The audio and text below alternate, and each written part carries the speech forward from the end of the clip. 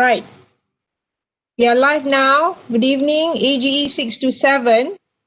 This is a class of that will be discussing on social enterprise and social activism. And it's also a class that also will be discussing what it means to be a social entrepreneur in our drive towards social sustainability or sustainability in sustainability 2030. Okay, so what we have today is a discussion. We'll start with a discussion about social activism and social entrepreneurship, inclusive digital learning, and future of sustainable cities. And you could see here that we're looking at the emerging role of social enterprise post-pandemic 2021 to 2030. As we move along here, we know that as social entrepreneurs, there are something important that we need to always remember, that can we give change a chance, right? We talk about change, but change, in order for change to happen, we need to allow it to happen. And in order for it to allow it to happen, we must somehow take certain actions. And many times taking actions is not a one-man person, it's not one person initiative, it's a team, a group, an organization coming together to do it together. And that is why we say that when we want to make the change, of course it starts with an individual working with a group of people, working with a network, and to see what change can happen from there, right? So what it also means is this, that we need to understand that change is about intention, but intention can only come from understanding something that is much more deeper than that. Is that what is our ethical intention? What is the ethical intention behind a social enterprise? If an intention is something that we question in conventional business, in a social enterprise, we even question it even more because we talk about social mission. So ethical intention is important. So there are three key aspects of ethical intention. Anyone from outside looking through a social enterprise will ask whether we can evaluate the potential impact of the social cause, whether we know who the target population and how they're benefiting, and finally, whether in the long run, the population that's benefiting has a social capacity to change their livelihood. Perhaps at the end of the day, what's more important is, can the group of people we're helping change their lives? Because if they cannot change their lives and they're always waiting for us to help them, then it is not really supporting the needs of the society or the group of people we're helping, right? So ethical intention is important when we want to talk about change. Ethical intention is important when we talk about social activism. And most importantly, ethical intention also brings out what we call the truthfulness or trustworthiness expected in the ethical intention. But what does truthfulness and trustworthiness mean here? Truthfulness and trustworthiness will be seen in the business model. We all know about the social enterprise business model. But can a social enterprise business model show trustworthiness or truthfulness? Right? So if you think about the social project that we're working with, we need to be able to analyze what is truthful and trustworthy about that business model. So the one best way to look at it is to look at the substantiveness of the support that is given to the benefactor. When we say substantiveness, we're referring to none other than the quality of the support that they gain. Not just the quantity, but the quality. So if, for instance, the benefactor or the beneficiaries or the population we're helping have to pay for the support they get, is the reward that comes from the payment worth the amount they pay? So if they pay for a service that we are helping them, are they gaining more from that service that's being paid? So that's substantiveness. Is there a quality in the support given to them? Second is this: when we talk about the social model that is going to be framed for a social enterprise that work with others, is it aimed at profit making through as many partnership as possible, or is it about leveraging on the resources and social network to support the benefactors. When we say leveraging on the resources and social network, we're referring to all possible resources that's available. That can be in the form of finance, time, voluntary support that comes in, resources that's physical, that's non money related, the social network, the combination of different people with different skills coming in. These are all resources. So these resources come in and support will be more than just uh, looking at the product flow or service flow or financial flow within a model. So we want to be able to see how resources are coming together to support the population at hand or the target population. So that is where the trustworthiness of the model comes out, or the truthfulness of the model comes out. And last but not least, is there a win-win-win formula in the business model? Can we see everyone in there not just win, but it's more than just win, it's win-win-win all about. Where is that win-win-win formula within it, right? Now, we talked about truthfulness, we talked about trustworthiness. Prior to that, we talked about ethical intention. But then again, this can also be achieved by conventional business, right? Anyone wants to help, anyone should come in and support, right? So MNCs, big companies can also support anyone in need, but they normally do so from the context of shared value principles. So, right? But if a social enterprise want to show its ethical intention through its truthfulness in social mission, and conventional business can also do so, they will match it with its shared value principles. Is it really possible for a conventional business to show its truthfulness also, right? Can a conventional business match a social enterprise in its intention towards corporate responsibility? We learned from our previous classes, I think in the week 2 or 3, about PNB Paraba, remember? And social enterprise on which look into wastage of food and making comparison about it. Can a company like business BNP Paribas match a social enterprise? Is it possible? So if you look at truthfulness in social mission of a social enterprise and you compare it to conventional business, what is the test for conventional business which practice what we call the shared value principles? So conventional business talk about corporate responsibility, and normally now they talk about shared value principles, where they want to go in and share the principles of the society together in terms of making a difference. If they want to eliminate poverty, they together with the society would like to eliminate poverty. Can they do so? That is the issue for conventional business. Can we see the intention that is ethical? Can we see the trustworthiness? Can we see the truthfulness in conventional business? The question here remains, because there are 4 key aspects of big companies that will make us wonder whether it is really possible for a big company to match social enterprise in its social mission, right? We started all this discussion before in the first few weeks of our get together sessions. So the 4 main points is about competitive advantage. So big companies, they want to compete to be the best in industry. That is the difficulty for them, right? It's always looking at which is the best product I offer, which is the best services I can offer. Second is about positive reputation. They always have financial stakeholders looking from the back of their shoulders, whether they're doing enough, whether they're making the best profit possible. So it's a positive reputation that's important amongst these key financial stakeholders. Third is any corporate responsibility initiatives they show must match the core products and services they offer. So if you are an organization that offers certain product and services that's related to food, right?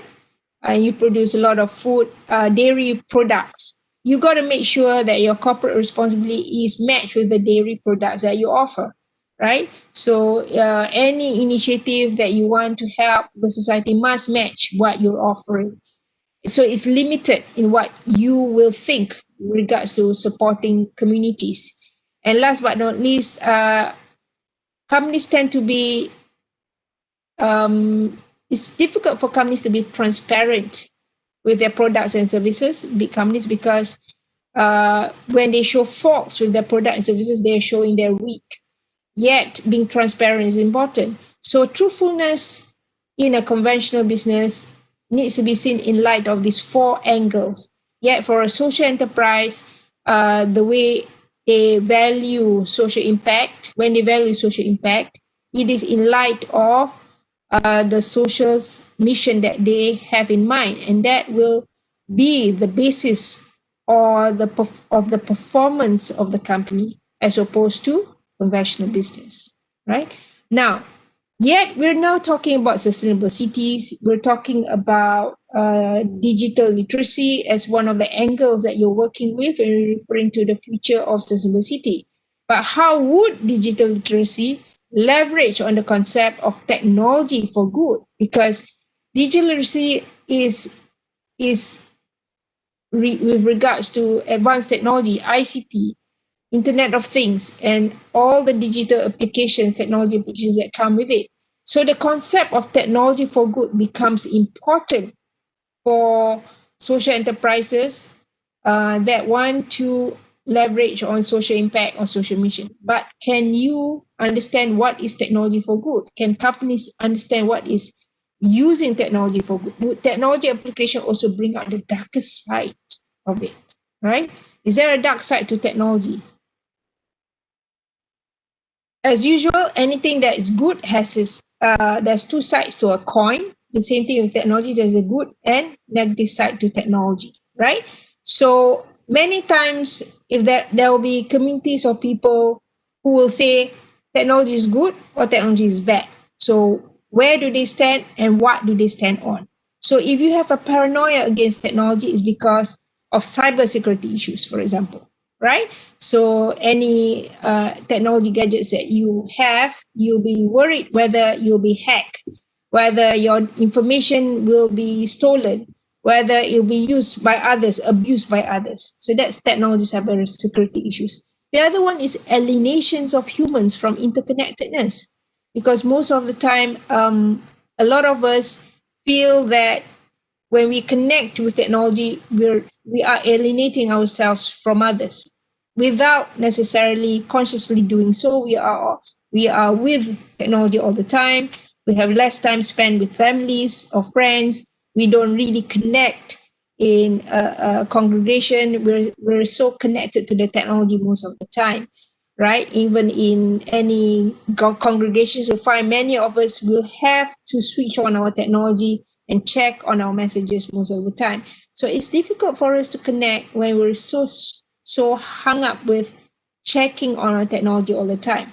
The other one is, if we have virtual learning environment, it is normally surface level experiences. Why? Because it's not easy to understand build on technical competency of the virtual learning environment. It takes time to learn and use technology. And so perhaps there are surface level experiences we might have with virtual learning environment. And we talk about experiences is normally hands-on connecting with people. So the experiences we may connect through the platform to connect with others virtually, we cannot really have a good communication through the virtual platform. Nothing can substitute face to face, connecting with one another, hugging one another, seeing one another personally.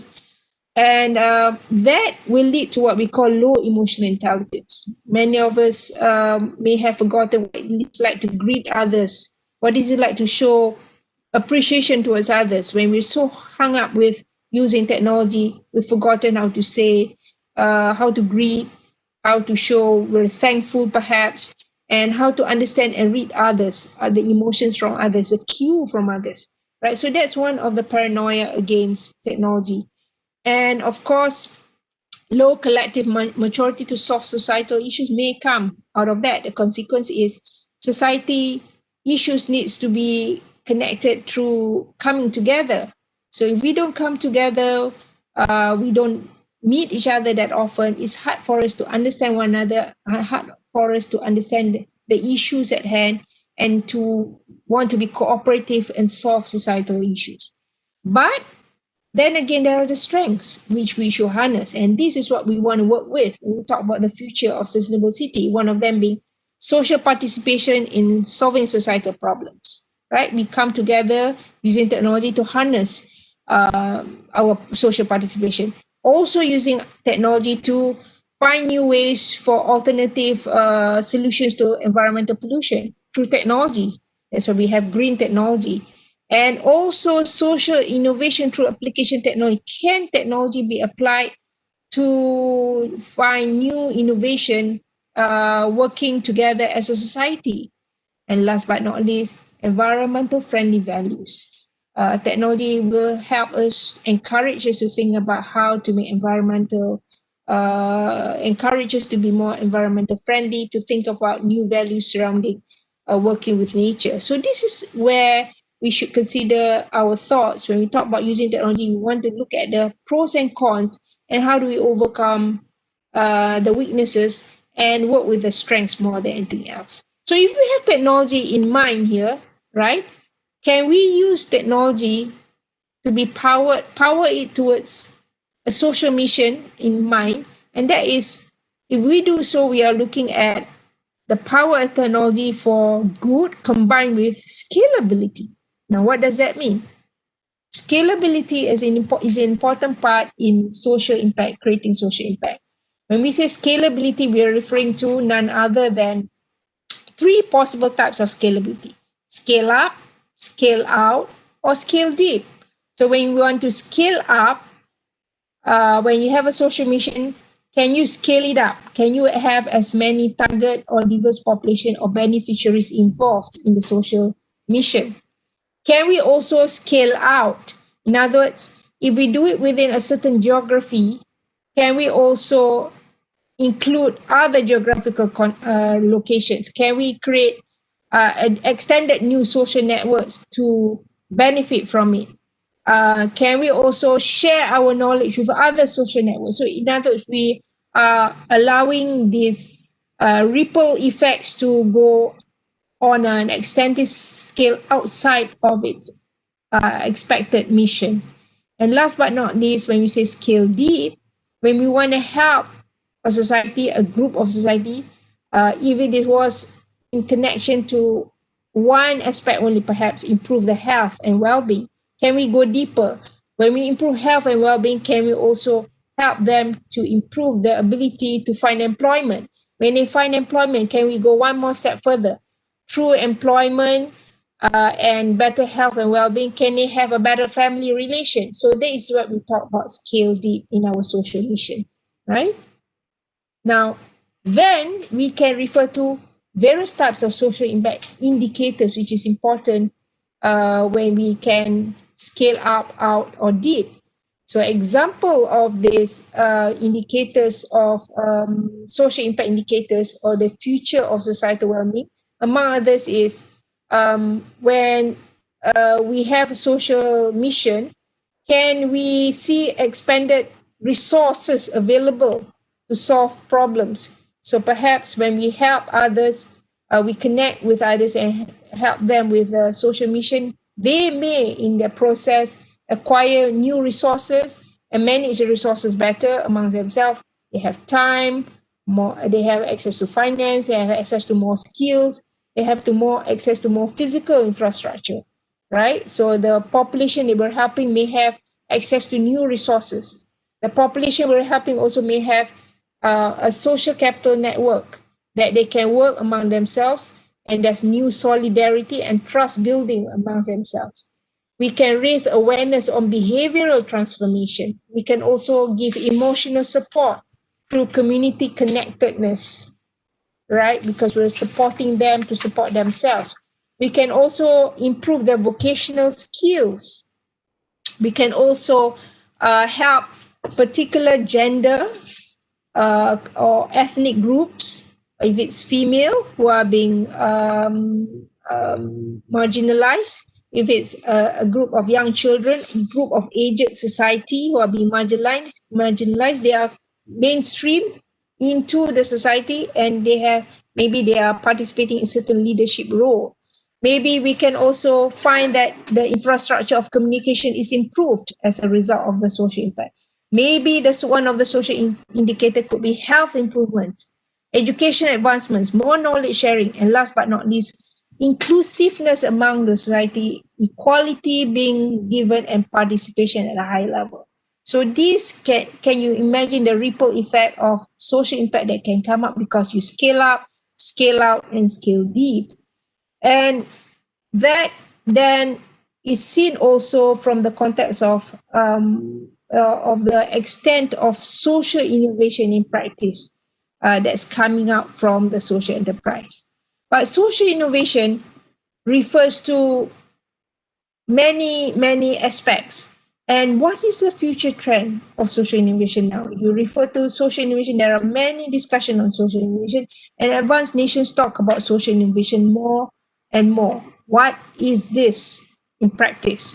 So these are a number of future trends that we can think of when we talk about social innovation and how social enterprise can support communities and do something with community, especially when we're talking about our group today. We're talking about aging society and digital literacy. What does that mean for us? Perhaps the future trends that social enterprise can be involved in is looking at people-centered development, looking at community empowerment, looking at civic engagement, looking at public sector leadership and local governance. In other words, here where the aging society, the elderly come in and get involved in the governance of the community. Because we're talking about Sustainable City 2030, there is a need to participate in the growth of Sustainable City 2030. How could the elderly get involved? Perhaps it's also in the future trends in social innovation, it has to do with social enterprise and social activism. So it's about social enterprise coming together with others to connect with us. Especially in our case, we are on a social movement to bring social enterprise to be connected on something important, which is creative aging or aging friendly society, if you will. Social enterprises, intermediary organization, that's another trend. As you see in your social enterprise business model, social enterprise operational model can act as intermediary organizations. Cross-sectoral partnership, which means social enterprise working with others in that process. And if you check certain websites, certain advances in social innovation, they now talk about labs for social innovation. What does labs for social innovation mean? Labs means having community working, experimenting on social innovation. That's why it's called laboratories, if you will. Humans coming together on a project. So that's labs for social innovation.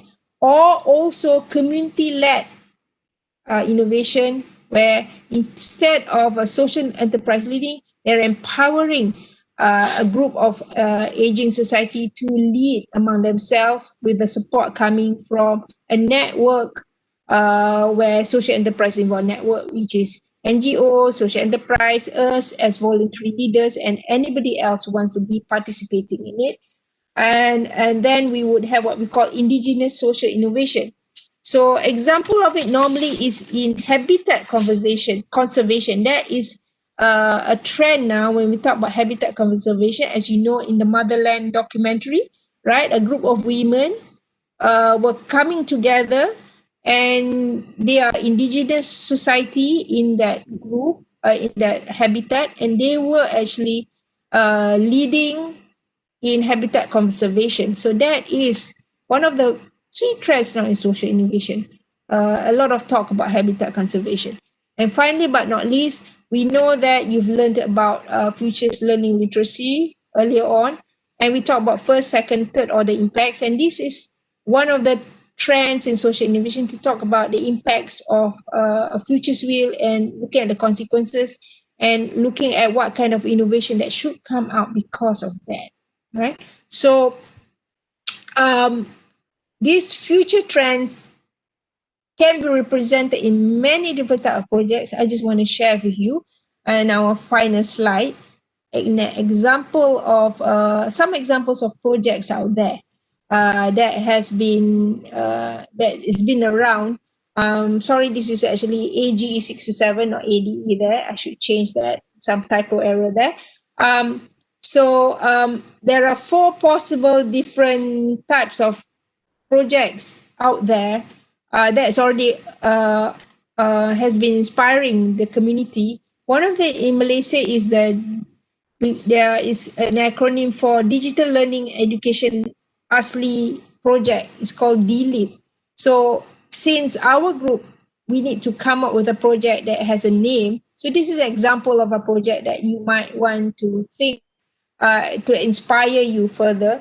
DLIP is a project by a group of alumni who want to look into digital literacy for the young children, and they were inspired by the one laptop per child program, right, back in 2005.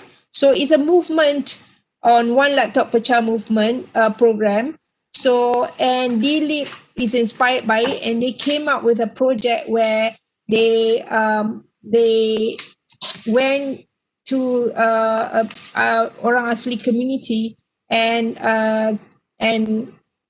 using the laptop, they allow the children to access the laptop and learn about habitat conservation at the same time, and how to use the digital laptops at the same time. So this is about empowering young children in underprivileged communities to enjoy what learning is using digital technology. So it's a project with a social mission in mind, and it has a social impact within it that was expected to be embraced by a group of community, and they were hoping for it to reach its scalability by having as many children involved in that project. The other one is Fairphone. As you know, everyone knows there is such thing as fair trade. Fair trade is a movement. What is fair trade about? Fair trade is about a movement where a social enterprise can buy products from communities without having the middleman involved. When communities have middlemen involved, they will pay a higher price. So you take off the middleman. Fairphone or fair trade organizations will buy from the farmers particular seeds, and use it to help produce output or products out of it. So the community will get a good price for all the hard work, and the consumers do not have to pay a high price for the products that is created out of the farmers seeds or harvest, right? So in this case, Fairphone is also using the similar method, but it was geared towards environmental sustainability. And the social movement was about how consumers can get good technology, and this was based in Europe, right? Good technology without having to pay a big price for it, and yet also at the same time using this technology that is based on environmental friendly product, right? So it's a social movement, if you will. Last but not least, there are another two project here that I want to show you. And this one is about a social innovation digital platform. This is by Lab BCN. You can check the website.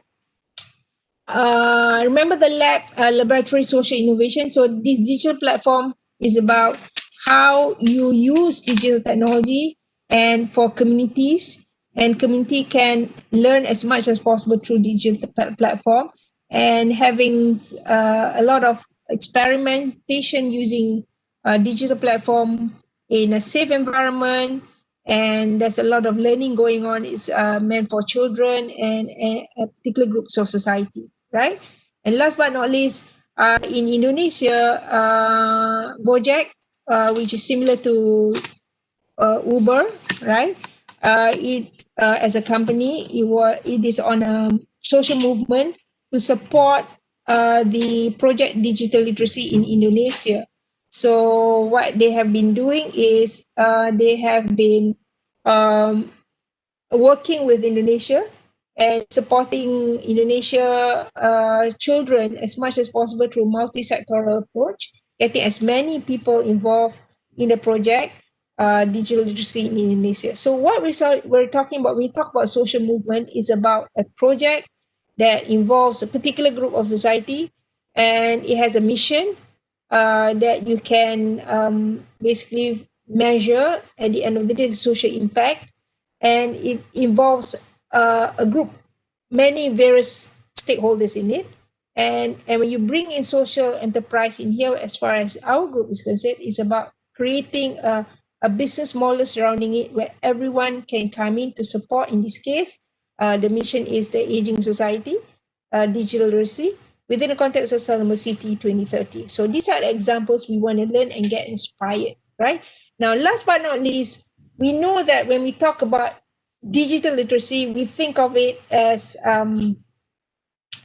we think of it as none other than getting literate using the technology. In this case, many times, a lot of us, when we talk about projects on digital literacy, we refer it to child-friendly cities of the future. Now, if you were to look at it the other round, how about aging-friendly societies of the future, right? What does that mean? So when you talk about digital literacy, it's more than just using digital tools to achieve a goal. There are 7 possible digital literacy, actually. The 7 possible literacy surrounding using digital. If we have not thought about it, actually 7, not just using it as a technology. So for us, sometimes we think, do I know how to use the virtual learning environment? But it's more than that. So when we learn about literacy, it's about digital construction. Digital construction is the technical context of it, right? How do you assemble something? How do you work with technology? The other one is communication. You use it to communicate. Do you know how to communicate ethically? When we talk about digital communication literacy, there are ethically communication. There's ethics in communication as well. Digital civic literacy is how we come together, engage for the good of mankind.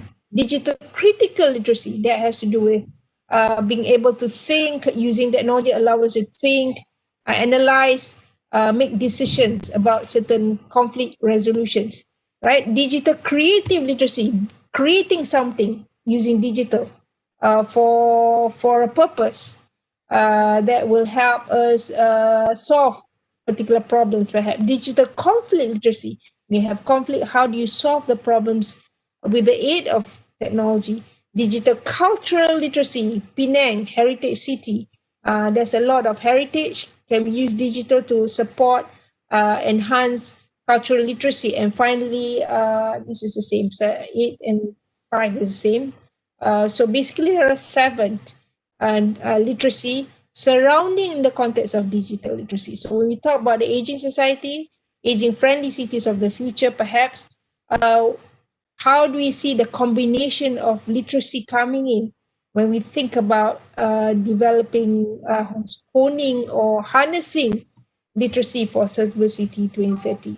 So this is as a whole, is a context that we are building when we discuss about literacy in the future, especially digital literacy, and we bring in Sustainable City 2030. Even more, we have to consider what's important around that, right?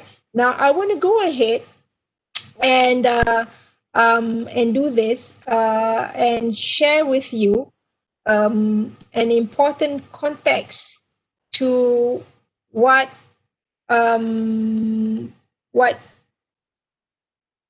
digital literacy is when we want to move further into digital literacy. Remember this particular slide that I shared early on in a couple of weeks back, right? So in fact, when we think about digital literacy for the aging society, remember that we want to be able to tell ourselves that digital literacy is all about learning. More than anything else, we need to be able to show that we are learning about the future. And when we want to say about learning in the future, what we are referring to is none other than and understanding the first, second, third order impacts of learning, especially with regards to digital priorities, digital technology competencies. And you bring in the aging society, remember that and the more we get ourselves engrossed with technology, the more we need to look at the darker side of technology. So remember the third order impacts and surprising elements surrounding it. This is the part that we want to take note. The unpredictable identity of self and life missions and connectedness with communities. Do we use technology to isolate ourselves further? Or do you use technology to create a much more private life? Or do you use technology to help us understand our life missions even better, how we connect with communities and families even better? Do we understand that technology actually should allow us to have better experiences in learning? Or is it more about a lot of data in our life and we are led to misinterpret data on a daily basis. We do not know what is false, what is true. We are afraid of the abuses that comes from of data, because our all information about us will be known by others. Especially in smart city, there's a lot of information that is being collected, known, in many ways sometimes being abused. So because of this a lot of data that's coming out of there, how do we understand then our role in the society, perhaps the aging society? How does it change? Are they going to be more empowered, or are they going to be abused along the way, in terms of what role they can play? And finally is the context of redefining the meaning of the redefining the meaning of happiness, right? That technology is not supposed to make us more reclusive and not connecting with others, but technology is supposed to help us have achieve the kind of well-being we want in our lives, right? So again, the future, right? Uh, the future of learning for the aging society, or digital literacy, inclusive digital literacy, should be about none other than the context here is what we call, we want to achieve what we call the uh, learning utopia, not learning dystopia, right? The learning dystopia is the darker side of it, the negative side of learning.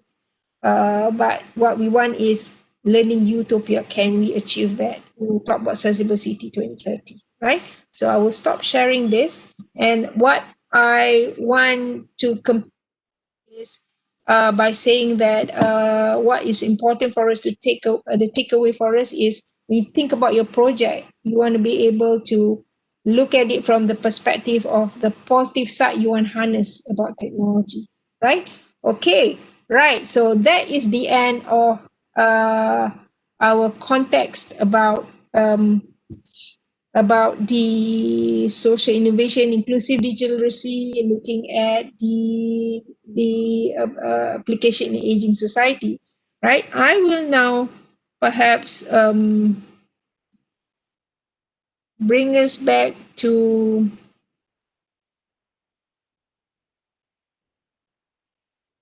before I do that,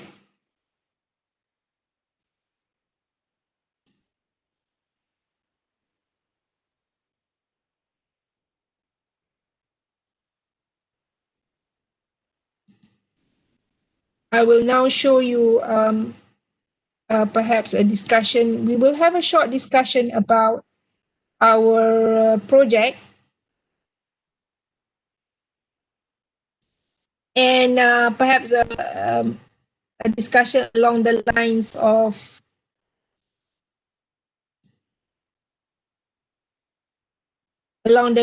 the part 1A of the project, right?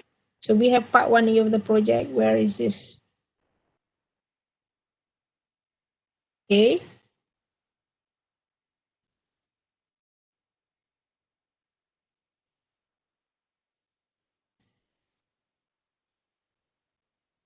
Right. So you're now seeing our project. I believe I did not brief you about the project, but I know you've read it. And if you have any questions, it's a good time to ask me about it. If you notice, there are three parts to it, right? So a discussion perhaps to clear up amongst us would be part 1A. When that's clear, it's easy to work on part 1B and so forth. So I just want to explain here that when we refer to the project digital literacy and active aging, when we say active aging, we are referring to getting the aging society to be involved in the society on a particular project, if you will, that is related to digital literacy. For the active 60 is working on employment for the aging society. That is active aging. So even when you're at certain age, if you have certain skills and you want to use the skills, you do not know who to go to. So active 60 is helping a group of elderlies to come back to the workforce. That is the social impact indicator would be giving them new employment possibilities, right? So then that maybe perhaps digital technology is used in the process, perhaps not. But what we're looking here is when we come in and talk about digital literacy and aging or the elderly society, it refers to creative aging or active aging. It refers to context of how the aging society is not left alone, but can get involved in the society through some project that is related to the future of Sustainable City Penang, because Sustainable City Penang talks about digital literacy. How do you harness digital literacy process where aging society is part and parcel of the society, right? And that is where a social innovation project can come in, right? So part 1A is about designing it, but you have social digital inclusion for the aging society. We need to provide a name for it, right? Remember DLIP. So DLIP is a name. Can we have an inspiring name for your project, which you want to consider? And this project will be carved within the context of the idea of to achieve your group social mission for the aging society with regards to digital literacy. It tells a convincing story about the social cost to achieve Sustainable City 20. So the social cost could be about, say, if you say digital literacy, Sustainable City 2030, one of the things is about how the society can participate in making smart city alive. So one of the things about smart city is participation of the society, right?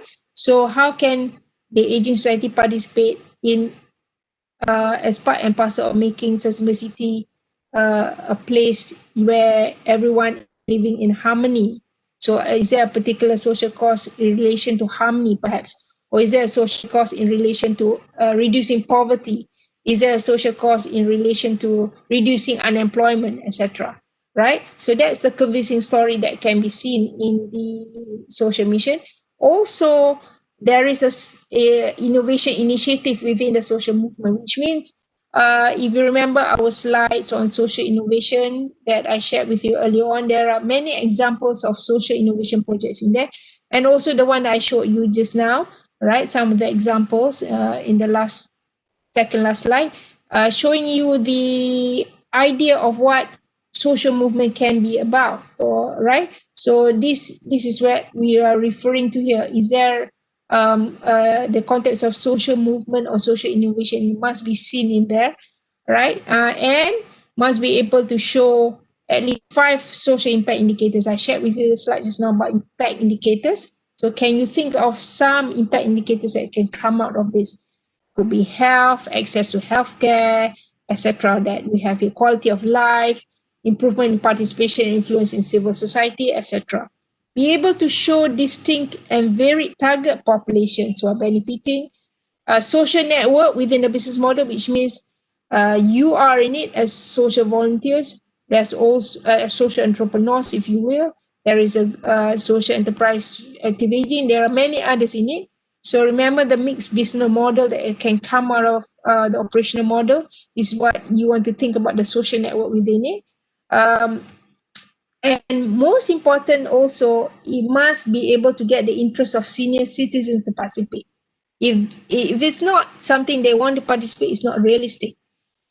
It shows the resources that needed to carry out the social mission, means the physical, the financing part, the flow of product, services, the skills that's coming into the network, and especially we all are considered as the resources of voluntary expertise, the group of 6 to 7 especially, right?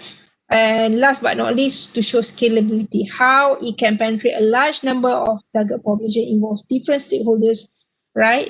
It can even consider from short to medium long term. So that is part 1A. When you figuring out, it translate into a business model, and you can even consider the multi-layered framework exercise you did before, and it will translate into also the 7-page project. And last but not least would be your individual video presentation, right? So that is the project that we are committing towards, right? So I will stop sharing now, and perhaps I'll get a discussion going amongst us about what we consider as a potential project that we're working on.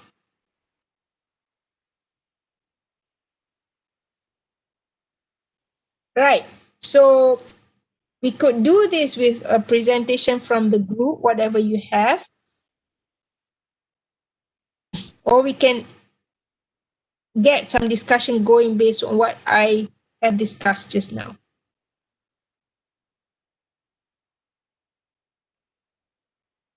Doctor, Yes. I think I have this. Let me share my screen first.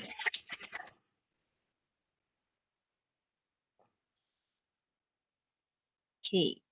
Can you see this? Yes, absolutely. Okay. My initial planning is our project called Golden 60. Then after that, we get some, like initially the proposal that I proposed last week. So we'll have the Jabatan Banci, Jabatan Perangkaan Malaysia, and also the Penang government to get the, I think got echo, is it? I will mute just in Okay. case. Yes. Then we get the all the population that going to reach 60 in 2030, and now already 60 years old. Then they will come into the targeted population for us in this project. So once we get the data already, we know all of them. Then we'll categorize them into 4 category. Not educated, no digital literacy, educated with not educated with digital literacy, educated with no digital literacy, and educated with digital literacy. So 4 of them, 4 category. So some of them, if they are with the educated and digital literacy, they might be work together in this social enterprise. So they can enhance their specialty literacy and become coach or guidance to other of the population who are about the same age. Then in this project, we got 4 things to focus. One is to help these our targeted population who are very much need to focus, which we need to transform them from not educated, don't have digital literacy into more educated and with digital literacy. Then from there, we can collaborate with private company. Maybe you provide some service, then we get some financial support from them. Then after that, they can also do the synergy with the company, like we provide service or product to the company. We provide service or product, then we get the financial support through the activities in there. Then here also we can synergy with the co-ops that help the population with interest. Let's say like the population with interest, like a housewife or those that like have time, have money, and want to learn some interest class. Then they can go in. We provide the service. Then they come back with the financial support to the social enterprise. Then together we also can have this model, which is like if the market demand, they need somebody to help to work, like maybe driver or also like security guard, then they can get the support from us, from the social enterprise. Then we provide the service to them.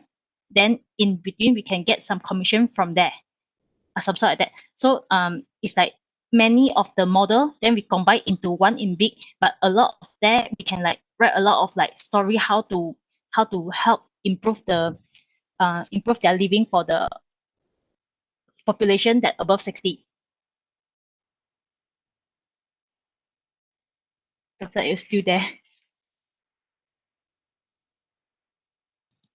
Right, I'm here. I'm looking at there are a number of things that you want to make sure you fulfill. Among the things is the first question that comes to mind is what is this supposed to represent? Active 60, Golden 60 in here. This one I know these are employees, right? Within No, no. the is it?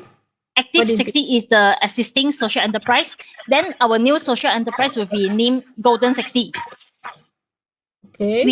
We can cooperate with them, but we can cooperate with them, and also we can together combine become one better social enterprise.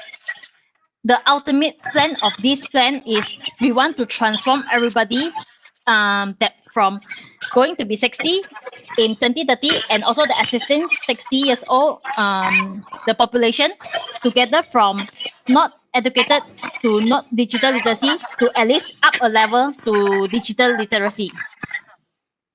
Okay. What kind of activities will they? So here you're referring to the market demand means they want to find employment, right? Yes, correct. They want to find employees. So you'll be Yes. the intermediary. Yes, I For will be the middleman. Then I can introduce those that in my list, like those that population in my list. They need those that they surely have some specialty at the age of 60. So from there, I can supply the I can supply the supply to the demand of the market to fulfill the demand of the market.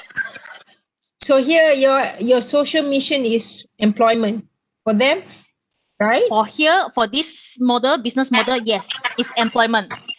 How do they become digital literate in that process? Where is the Yes. digital literate Here, context here? I will synergy with Kementerian Komunikasi and Multimedia to get some support from them. So I will have the record like how to prepare them to be ready for 2030. So what digital literacy do they need? So as like last week I said, the Buku Merah and Buku Biru, they will have certain kind of skill that they need to fulfill, like they need to learn to help them like equip them with the skill to be ready for the future. Okay, so they get the services. So Active 60 and Golden 60 will help educate them with digital technology. Will equip the 60 the population, the targeted population with the digital literacy, the digital skill.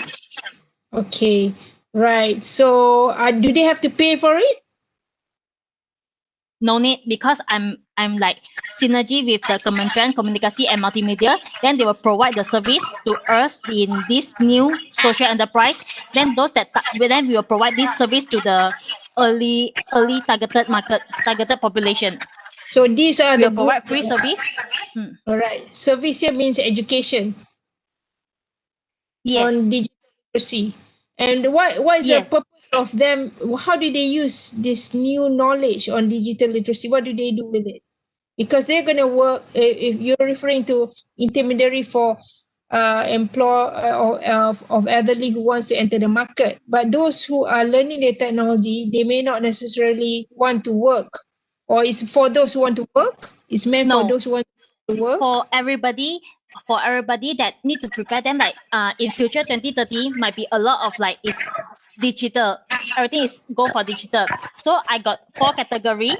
Those that mainly the targeted population will be those that not educated and not digital literacy. So they come in, then they see what they need, what they at least need to know to fulfill them and prepare them, equip them with the technology skill to ready for Penang 2030. At least they know something digital skill, not like everything also they don't know.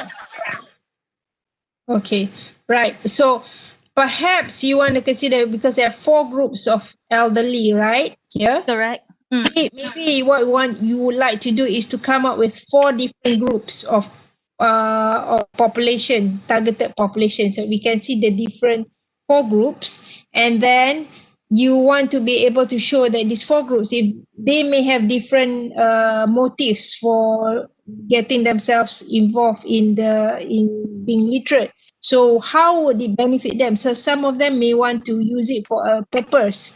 What could Yes. that? How do you channel that? Because when you talk about Sustainable City 2030, the idea is that you are participating in that new society. Can you imagine what would that society do when we reach 2030? Do we spend time in a different way? How do we spend time in a different? So if you're not digital literate, you cannot spend time using technology with others, right? So if you are digital literate, if one of the things in smart city is being able to use digital literacy for a part of engaging with others in a smart city environment for that purpose, then this group of elderlies, when they reach that stage, they can use it for that purpose, for example. So perhaps what you want to do is to have 4 different groups of elderly, because there are those who are already advanced, there are those Yes. who are advanced, those who want to take it up for a particular reason. So if you have that targeted population, then you can show that once they have once they have acquired those knowledge, they are able to use it for a particular purpose. Then it shows the connection with Sustainable City 2030 there. That's my Yes. thought on this one. One is population with interest. What does this mean? This is the This market. one, yes, this is the They market. are This is the market like housewife, those that like they know that we offer some classes for the actives for the targeted population. So if they like population with interest, they have some money, they want to learn, we can provide them the knowledge, the service, and they provide us some money. We can generate okay. So income from that. I see, but this is not the elderly. This is just everyone out there. Everyone out there. Okay, so that's where you generate your finances to Yes. support project. And Yes. this group of people is connected with the co-op. How is that possible? Okay, let's say like after they learning, like okay, for example like baking class, we have the elderly with the skill set, maybe they got the classes, they give up, then this population with interest, they come and join. So after they join already, they want to like buy some ingredients, they can go through our co-ops, we provide the product, then they provide the money back to the co-ops, so we can generate more income from that. Oh, so they are a member of corporation. The Yes. Yes. who are taking some courses through technology Through our courses, new social enterprise. Yes. they are member of corporate co-op, which is okay. And then through this cooperative, the money, all right, can help to finance the needs. How about Mm. looking at it where the elderlies are members of the corporation co-ops themselves also? So when the members are part of the co-ops, they gain from the membership. So Yes. maybe within this co-op there is they can enhance. It's also an environment where they learn to apply the digital technology. Imagine within this co-op you have all the various facilities for technology, that virtual learning platform. They can learn to surf the internet. They Mm. can go. It's like a nice cafe area where they can Yes. buy, plus they learn how to surf the internet there. Whatever they learn through courses, they can apply it there. They can, for those say perhaps they want to be entrepreneur, they can learn to create brochures there using technology, whatever. So this co-op is a place where they can experiment and use technology while purchasing The the products available, and it can yes. be seen a corporation co-op which is applying technology at the of a smart city perhaps. So Yeah. they learn, they can They apply. also Then how about that? How does yes, that sound? they also can receive information and training, and a place for them to like share knowledge there. Yeah. So the co-op actually serves a function. They own the co-op where they get products that are cheaper than elsewhere. They are Mm. shareholders in the co-op. They also are able to apply learn within this co-op setting, the technology, and they can also be employed there, if you will, also, right? Yes, So correct. They of run the things that can co-ops. be done. Mm. Yes, right. That's interesting. So I was wondering whether you all want to do this way. The population that is supporting and learning this technology as well, they are not the elderly. They can also, part of the population can give voluntarily free knowledge or help the elderly to be digital literate also. So you do need people to want to volunteer and be part and parcel of digital literacy, right? So remember the seven different literacies that you can have. So imagine this population are involved in helping to support the elderly to be involved in the society in many different ways through the seven different literacy, right? So they provide their time, knowledge, because we're referring to, imagine one of the things is that the young children, the youths, they are fast with technology.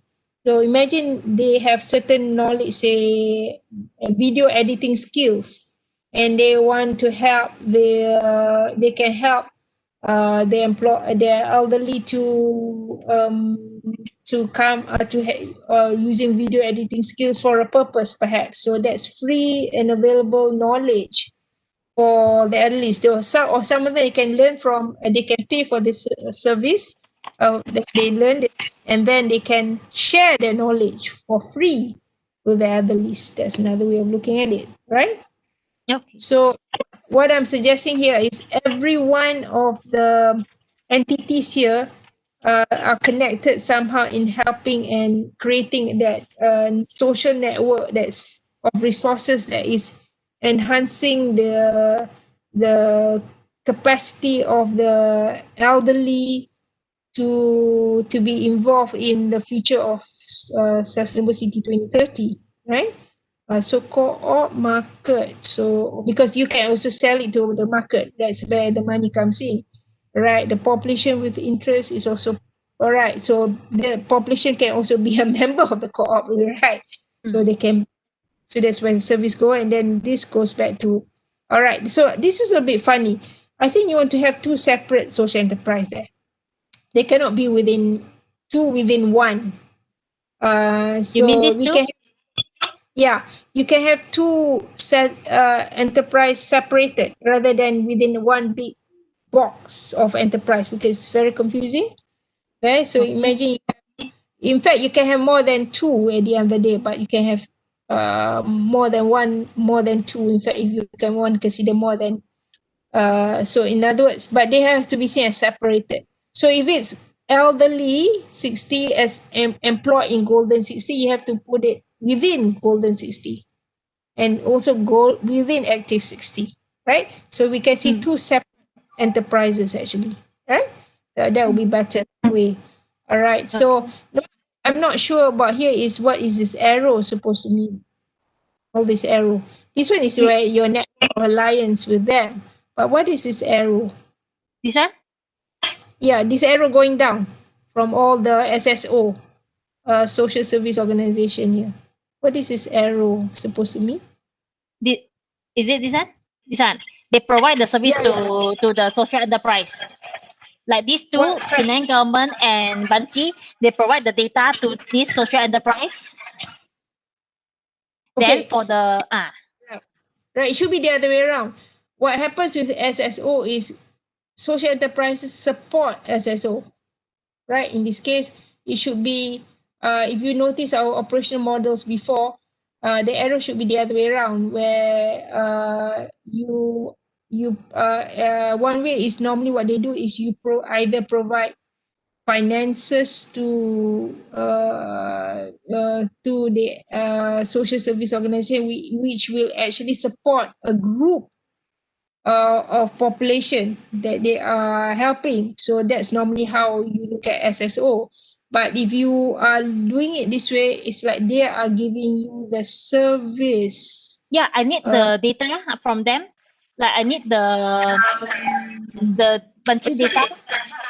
right, but I don't think you want to. show that connection in terms of data, because it's expected that you can get support with data, but the essence is to show what is the relationship about beyond that. It could be that because they are supporting particular group of population as well, right?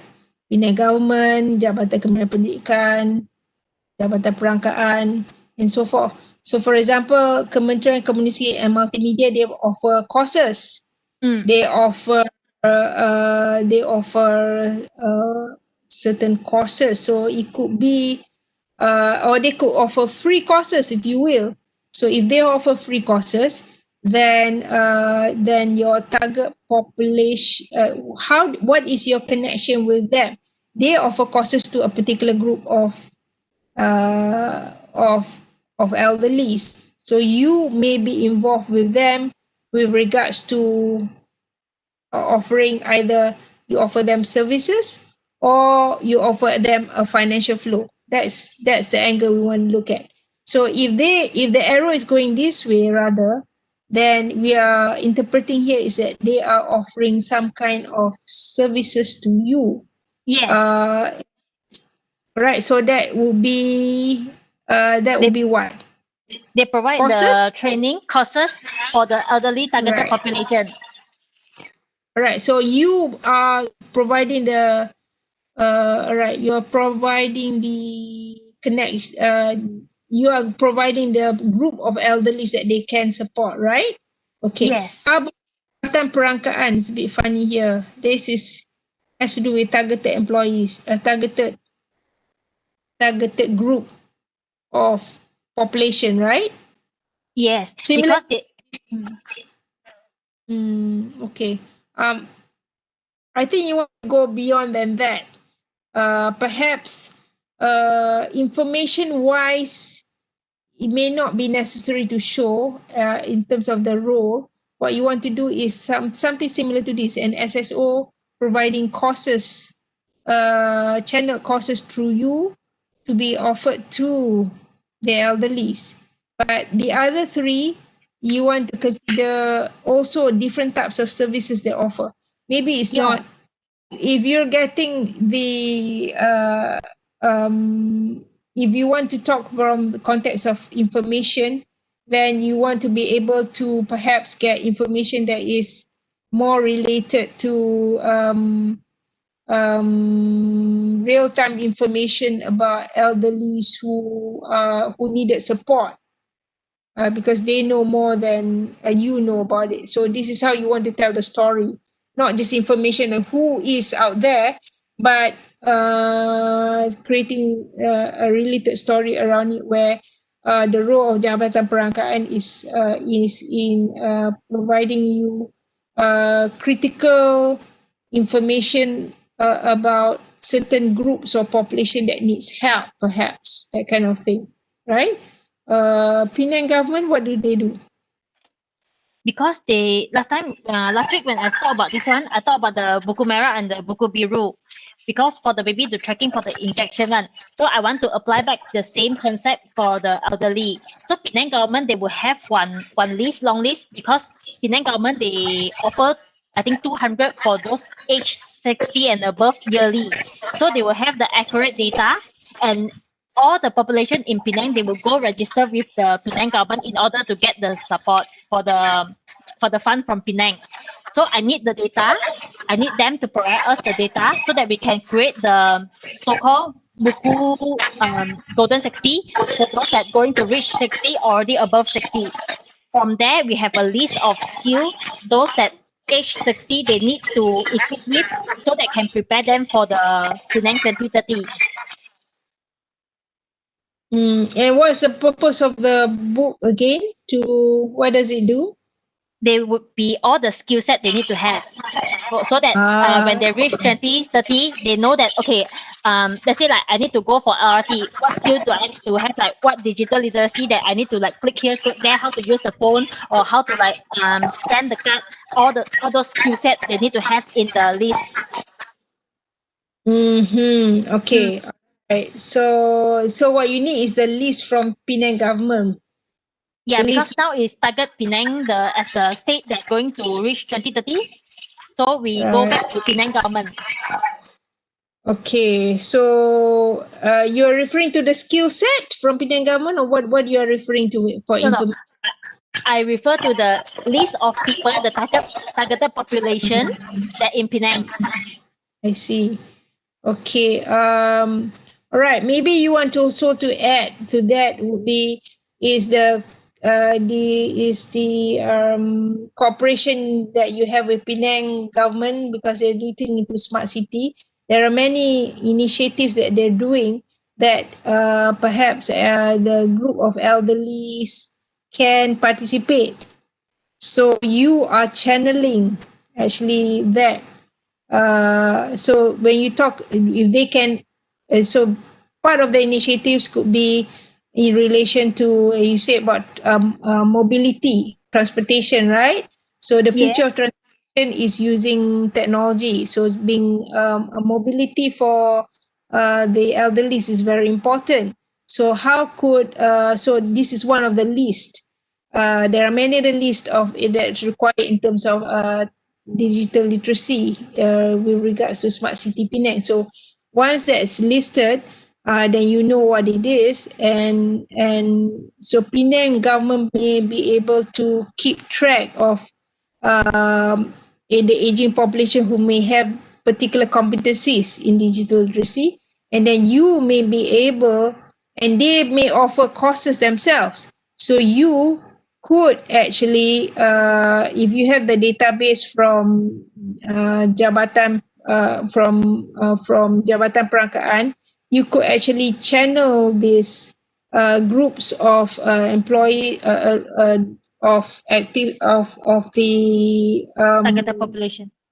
the population to attend certain initiatives being offered by Penang government to allow the elderly to participate, and they will in that process learn to apply whatever knowledge they have. So perhaps one of the things is using smartphones in the future of transportation systems, and they will participate in the initiative and they will learn how to use it perhaps. So the idea here is to tell the story that is convincing, not just getting a number of numbers or groups of people, but it is about creating a story of that combined network of relation you have. What is the outcome of it? What is the outcome with Kementerian? What is the outcome with Jabatan Perangkat? So then you have a convincing story around your connection with the different groups of SSO involved here. Can you all consider that angle to be able to tell a convincing story, because it relates back to the social cause that we want to work with? Because if not, it looks just a big part of it is about employment and just learning technology, but how do you use it for a good purpose? That's more important. Yeah. That would be about telling that story. The other one here is I'm wondering, here is this private company. What was the story behind these private companies here? Okay. Like this one, private company, we provide the service to the company and they provide us the financial support. So let's say like for those that age 60, they can like last week we say about they can have the class like baking class, interest class. So they can sell the cake to the company, and the company for the event purpose, then the company buy the product from this social enterprise already, then they provide the financial support to the social enterprise. Okay, so basically, is an entrepreneur support model, right? Yes. So also remember, you have to be able to tell what is the operational model that you have. So this is Yeah. an entrepreneur support model. Yes. Do double check how the operational model for entrepreneur support looks like. Yeah, because I forgot. Doesn't look like entrepreneur support model for the moment, because these are employees that you have. But if it's entrepreneur support model, then it must somehow connect with the elderly somewhere here. No connection with elderly at this point, right? If it's entrepreneur support model you're referring to, right? Remember the entrepreneur support model, you must have you are helping them to connect to the market. So the market here, Yes. private companies, and you could also relate to using technology to create their own products, right? So this is the part that you want to mention. So when they learn, whatever they learn through the course, they can apply it to make, say, cakes using advanced digital technologies, or creating crafts using digital technology, that kind of thing, right? And the support can also come from private companies offering those technology. CSR. Technology is expensive, yes, so that's CSR. So then it looks better. Then you have private company who's not only providing the appropriate technology for them to use to create the crafts, but they also buying it from the elderly at the same time. So if it's entrepreneur support model, I don't quite see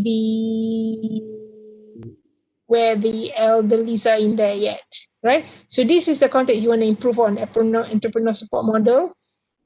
With regards to employment model, there's one here. This is what we call what? Service intermediary model. That's 3, right? Mm.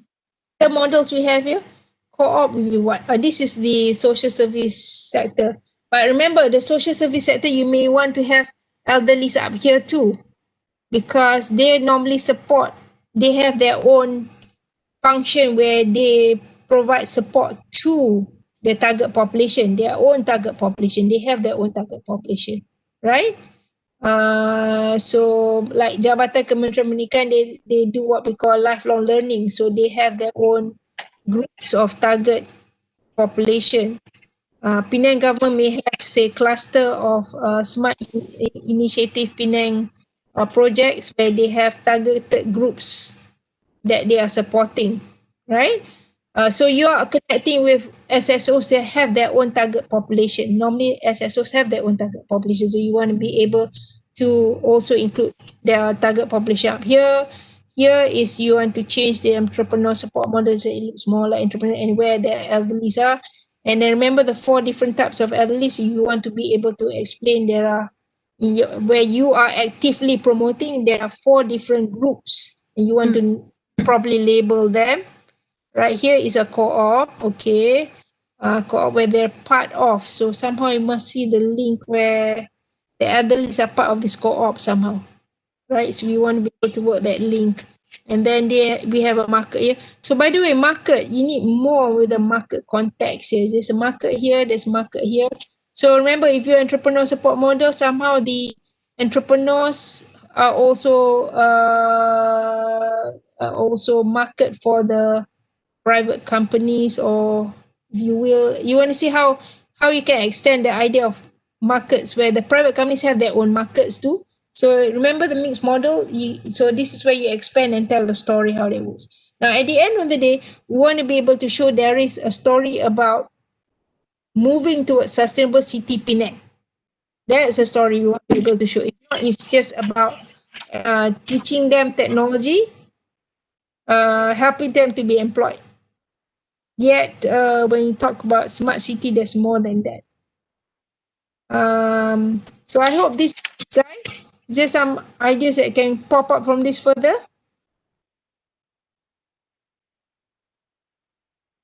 Shafika, Lishan,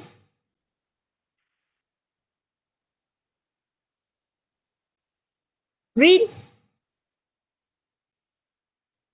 Doctor, my question would be more on the poster itself. Oh, there's a technical. So, All right. oh, Okay. okay. Before you go to poster, just more on the business model.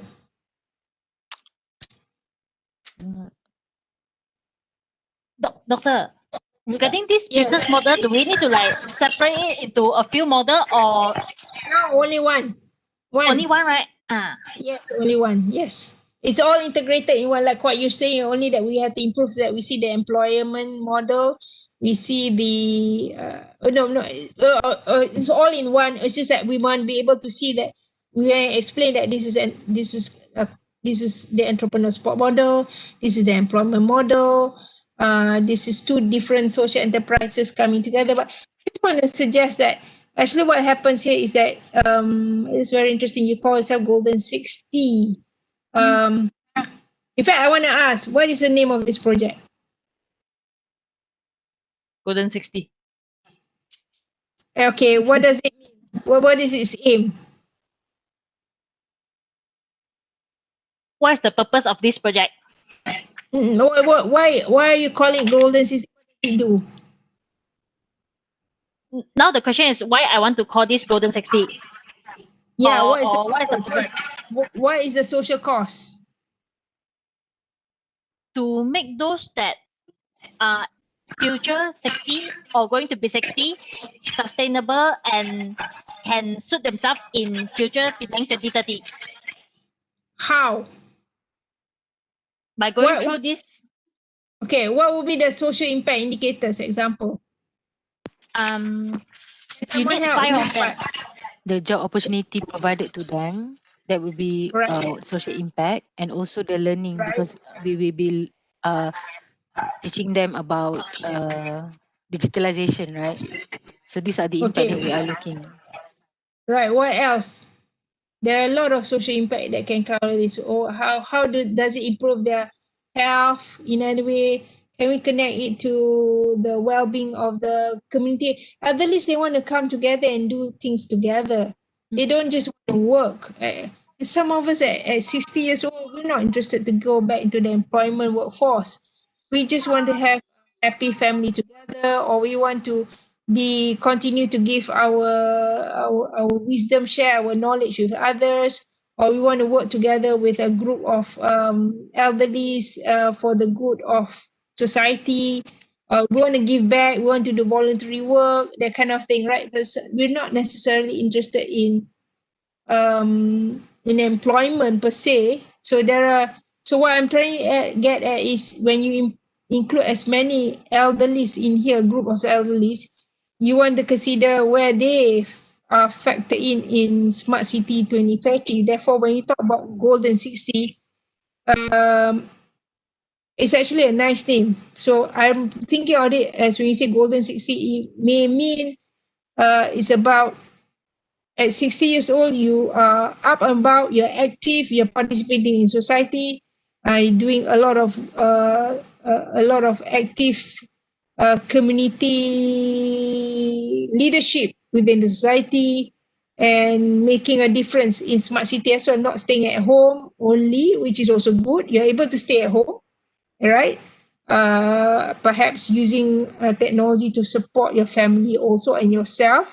You're active independent living, but you're also doing a lot of things. You're participating fully in a smart city, that kind of thing, right? So that will be what you want to explain around there. But what I'm going to ask myself is this: that this is actually you're able to explain.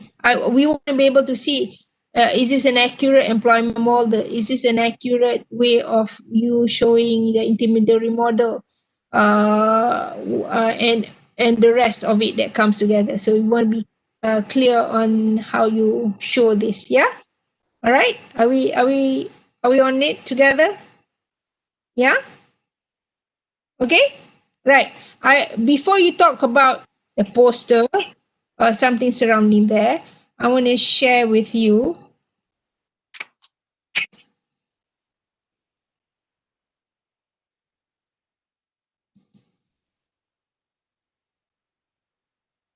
can we I'm going to share this. Have you stop Yes, sharing I that? share. Okay.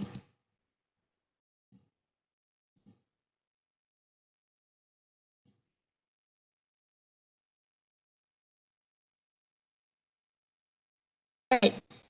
Okay, this is a Penang Smart City initiatives, strategic initiatives, 4 main teams and strategic initiatives. I don't know whether you've seen this before, but they have 4 different themes: increase livability to enhance quality of life, upgrade the economy to raise household incomes, empower people to strengthen civic participation, invest in the built environment to improve resilience. So among other things, that if you have different groups of aging society to be part and parcel of smart city in 10 years from now, they come under here. What you're doing here, a lot of it can come under here, where uplift vulnerable communities and reduce inequality. So when they have technology, appreciation of technology, those vulnerable communities who may not know anything, who may feel not confident in surrounding technology, they feel less vulnerable, and they can participate in initiatives which is considered as requiring more educated communities to be involved in using technology in all aspects of their life. So you go to hospital, there is a smart friendly hospital, you know what to do. You go into an institution, or you go to a place that is where you need to get services, you know what to do, that kind of thing, right? Boost participation of youth, women, and seniors in community life. When we say community life, we're referring to what do we do normally do. We need to come together, work together, get involved in different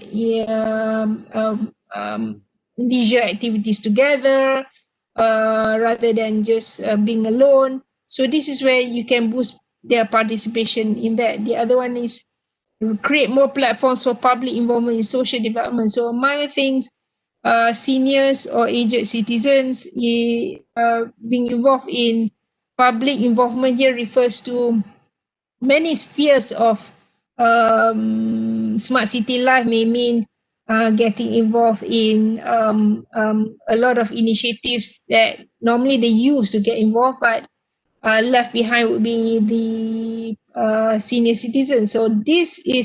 So when you tell the story about what they can use technology for, you want to be able to share that in the context of technology can be used for this, for that, and so forth. Of course, you can also think of it as social cost, more about, say, you want to support the elderly who are in a underprivileged group. That's another angle you can take. But if you take the city as a whole, then everyone's involved, the elderly are involved.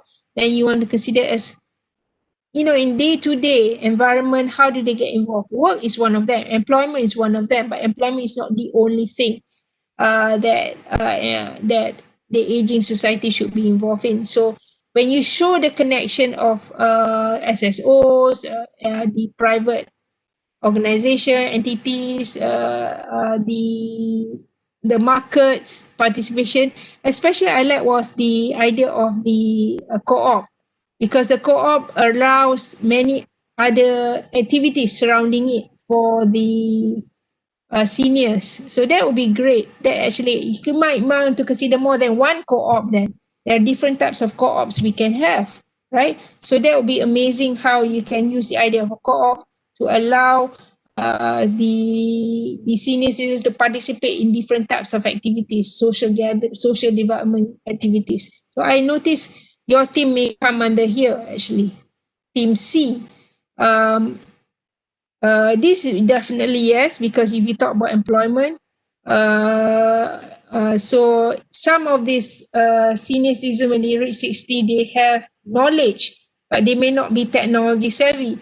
So by then, if the companies are looking for elderlies or people with wisdom, but these people who have wisdom, they not only have that, they have technology ability, competency, then they are perhaps easier or one of those targeted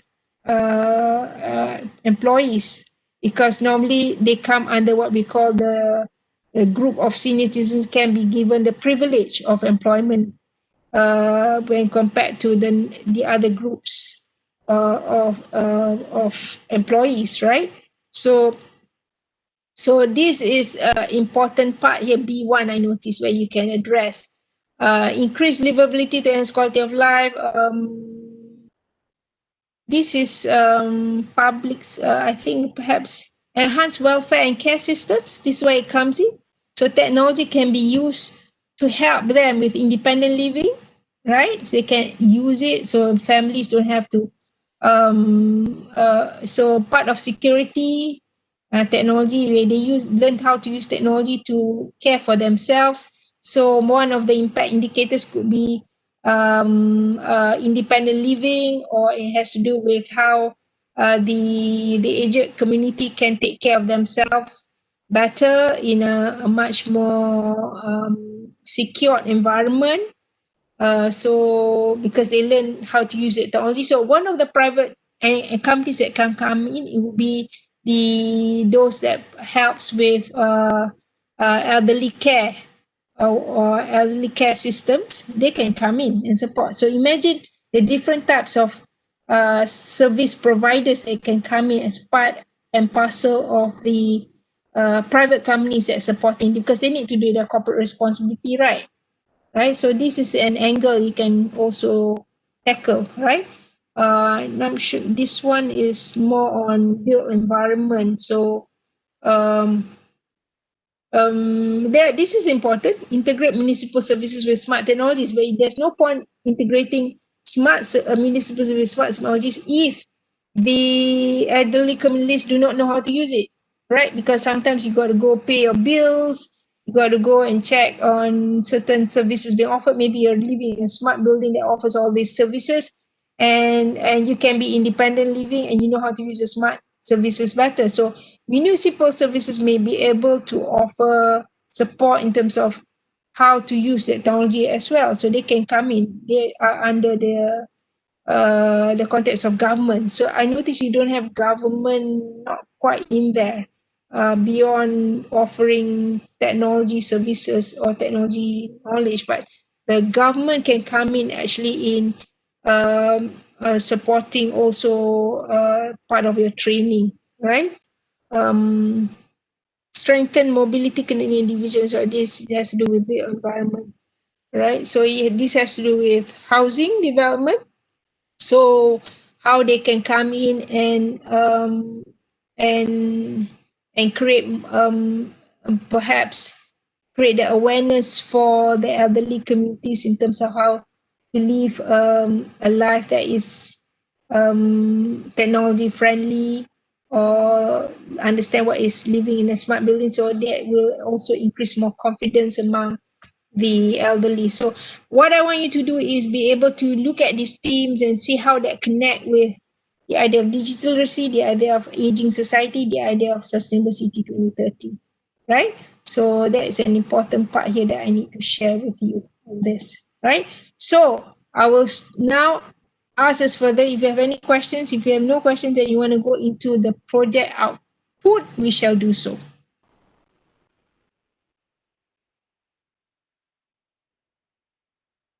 Any questions about the project?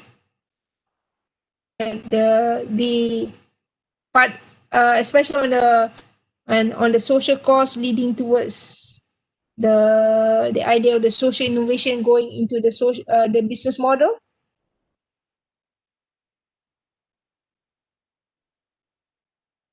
Maybe we go one round, starting with Punita.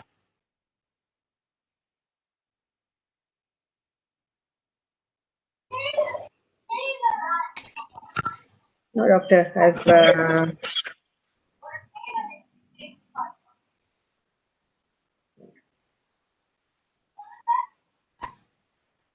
the model Chuha just now showed.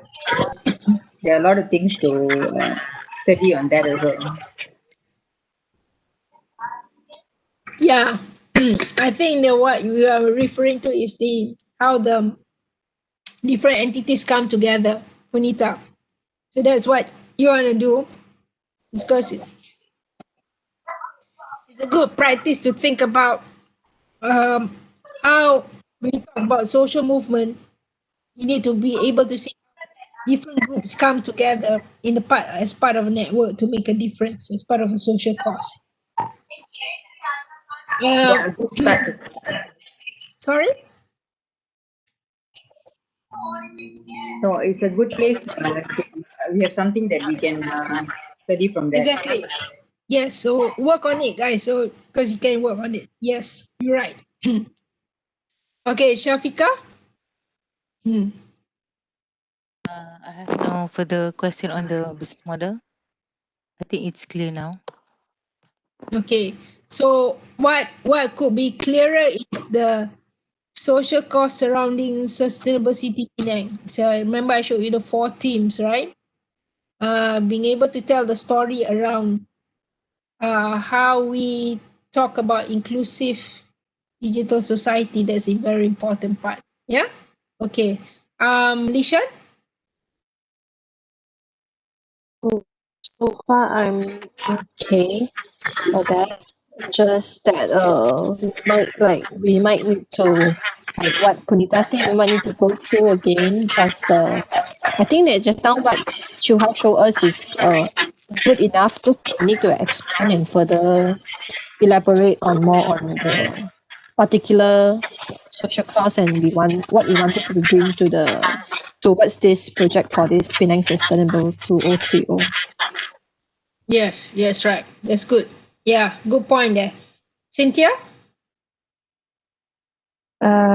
I don't have any further question because what Shuha said and how she explained all the key players, I feel it's all clear to me. Just like Punita and Vishan said it, we just need to um, further elaborate and also explain all those key players how they can help us in social movement and also the social cause.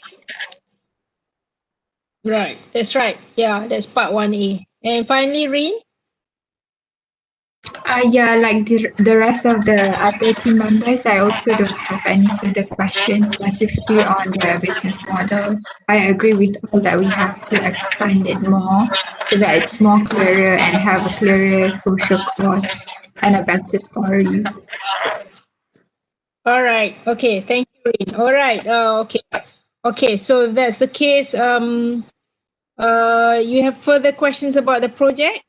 And that will be on what? On the poster, something, Shafika? You want to ask about the poster? Yeah. Yeah. So for the poster, right? Do you have any sample? Because it seems like there's a lot of things to put in the poster. Okay. Good idea. I'll share you a poster of the Okay. previous group. The idea here is to I would expect it might just look like this. The social business model will be very important there. And then you have a short blurb description about your social cause, what it represents, keywords surrounding it from part 1A. So that's the brief part that you want to be creative about what you want to say about it. And some graphics surrounding aging society, creative aging, whatever you will, Sustainable City 2030, kind of how you put it out. I will leave it to you. Social impact indicators will be very important to highlight, right? What else would that be? That's the main point. And that would just take up quite a bit already. So that would be, and then amongst the 7 of you is understanding where each of you come in to say a small portion of each one of it. Who will introduce? Who will talk about the social cause? Who will come together and talk about the business model? And finally, perhaps the social impact indicators and something along those lines. Yeah. So I will share a sample of a few of them actually I can share, but it may not necessarily be the best, but it's a good benchmark for you because some of it I have the other groups they have done before. It's a big pack, but they have some ideas what they did before. So you have some ideas about how a poster might look like, how dense it is, how compact, or how it's too small, the notes, or too big, that kind of thing. So we can learn from that. All right. So good point there. I will share the poster. Any other points about the poster you want to ask me? Basically, it's just one poster slide there, right? We don't need more than one. We just want to have just one, right? And of course, the group contributors must be there. Group member contributors' names should be there, right? So doctor, basically this poster, the model would be the attention of the poster, The what, sorry? business model. Uh, Would it be like the biggest part of the poster, or? Possibly, I think so.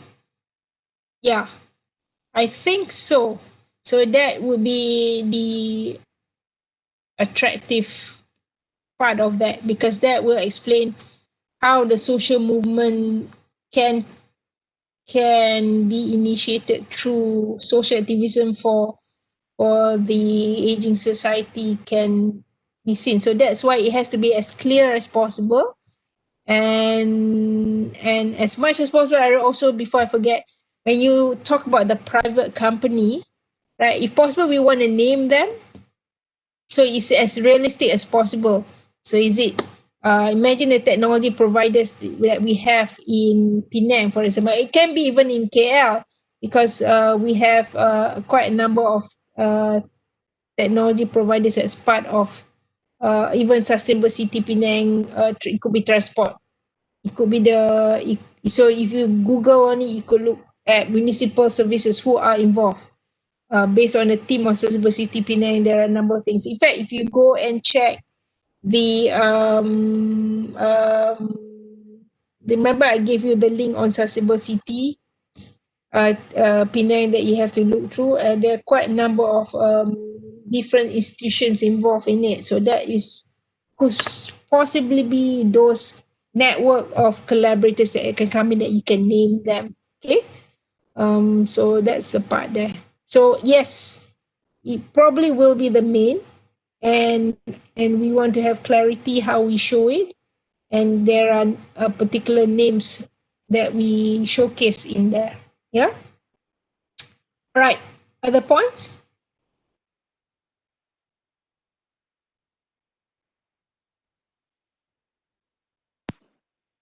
Doctor, do we really need to submit it on 15?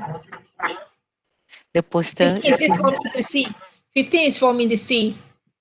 Perhaps just a draft. Draft, okay. 17. Yeah, 17 is the refined version. So probably just share with me so that I have an idea. If you need it one more day, we can do it on the 16th. Doesn't matter. Just want to have an idea what you have, right? Okay. Okay, can I also ask about the individual assignment for the video? Okay. Yeah, so what do you expect us to do for the video? Because it's quite long, 7 to 10 minute video presentation, right? So basically these 3 questions we 7 have. minutes is fine actually. You don't have to go beyond. Okay.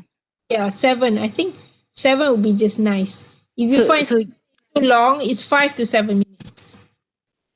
So do you want us to talk, or it can be in other form, like if you can do it in animation or? Oh, okay. Animation. I would prefer that you come to life rather than, Okay. yeah, because then it looks better than animation doing the job. You say animation, then you show video of graphics, right? And in fact, of course another way to do it is you can have a slide. It's one outcome, possible slide, and then you discuss your slide. It'll be like a slide presentation, because you're required also to have a slide. Of course, another way, some of you feel that you want to have just you in front and you record yourselves. That's another way, with or without the slide. So slide is an option. A slide is a must. So it could be you speaking for 5 to 7 minutes, you record yourself. Hello everyone, I'm so and so, and this is I would like to tell you a story about blah blah blah blah. Some of you want to be creative about it. As you do so, you show certain slides, or you have a visual image of something that you superimpose in between, or you could just be you just talking, that's it. Or you could be showing your slide and you discuss your slide. It could be that. If you want to show, you said it's not animation, you can do so also. So you use animation, then you showcase your animation and you talk about it. That's possible, right? So that, but probably you want to show a little bit of yourself first before you show the animations, like you first and then perhaps the slides, that kind of thing. Or you just want to talk all the way for 5 to 7 minutes. That's also fine. So if you work with what's comfortable, and if you look at YouTube, right, they have various types of one presentation format on anything, right? You can choose what's comfortable for you. That is fine with me, as long as you work with a. So it's best that you have a script. You think of the storyline you want to say, and then you do some rehearsal. Just talk about it a couple of times, and you're ready. Just go through it in a video format. No need to be perfect about it in such a way that that you feel tense about it. Sometimes what you can do is have a script in front of you to help you, right? Some keywords that will trigger you to remember what you want to say, right? And that's fine. You can record it with your handphone, smartphone, or you can work with whatever is comfortable with you. That's fine with me. Yeah. So, doctor, basically, these 5 minutes is to answer these 3 questions, right? Yes. Now, how you answer depends on you, but this actually it's actually the scope of your conversation. Now, you can do it in that sequence, or you can, as long as it's not like there is a right or wrong answer to it. But what I want you to be able is it's just a scope. Now, how you respond to the scope is entirely up to you, right? It's free flow in that sense. You do not have to say, okay, this is my answer to question 1, 2, 3, 4. No, at all. Please don't do that. We want it to be free flow, where you just engage in a free flow conversation about your take on blah blah blah blah. You know, how you start is your own creativity. How you move into the body of your conversation, how you end it also is based on your creativity on it, right? So this is actually your show on your take about what social innovation is about, with regards to the scope of the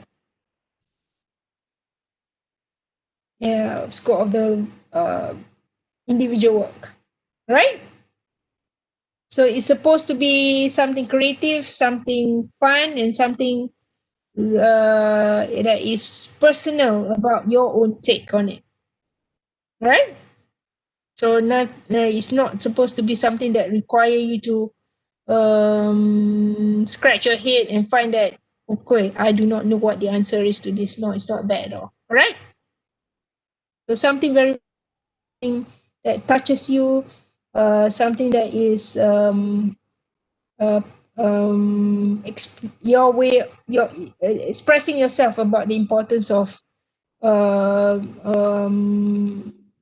of social innovation, social enterprise, social impact, that kind of thing. Okay. Right. Hi, Doctor. Yes. Li Chan here. Yeah. I have a question on. Actually, I find there's a link on the link on Get the Mobile app, and when we click in, it will link us to the Moodle app. This app is it optional, or we have to use it for our project or Oh, the our one. video? Yeah. Somehow it appears in the e-learning. I'm not sure why it Yes. does. Yes. Yeah, just leave it. So I was curious. Okay. Yeah. That one is So just for our information, right? Not that we necessarily must use that, right? no, Oh, not at all. okay. Because I Yeah, it actually appeared find it there. like very weird. Yeah. Yes. Yeah, just leave it alone. Okay. Okay. Okay. Got it. Thank you. If you're curious, just find out why it is and tell me later. Yes. Okay. Right, good observation. Anyone else? Okay, if there's none, we will end the session.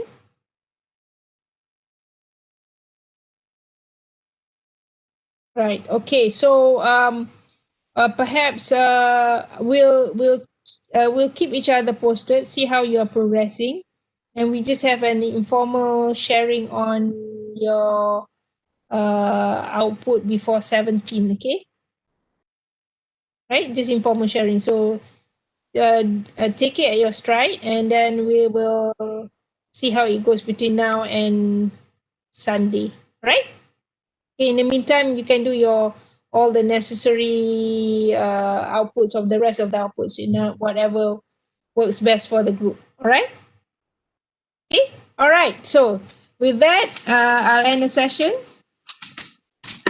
and stay safe. So when do we need to observe the MCO? It's on Wednesday, right? Midnight. Wednesday until 24th. Yeah. Anyone Yes. traveling on Wednesday night? No. No. Any panic buying? Tomorrow. No. Bought it last week. Already bought it during the weekend. Oh, then no wonder there was a big queue everywhere in the mall, right? So who was saving this is now supermarkets, clinics, hospitals to stay at home. 10 days due to that's not you all. Okay. But it is definite that you all be doing online exam, yeah. And I'm sure you have done online exam before, right? So you are quite Yes. familiar with online exams, right? Okay. But Doctor, is the percentage is 40% or 20% for online? yeah, good question there. It was 20% the last round. I think it's 60%. 60-40. But we have to double check. I believe it's 60-40. They didn't say it being 80-20 this round. Okay. Yeah, just to confirm. Yeah. But okay, but we'll pick up on the exam later on after 17. Yeah. Right. Okay. All right. Have a good evening, guys, and we'll see each other. Bye. Bye. Bye. Thanks, Doctor. Thank you, Doctor.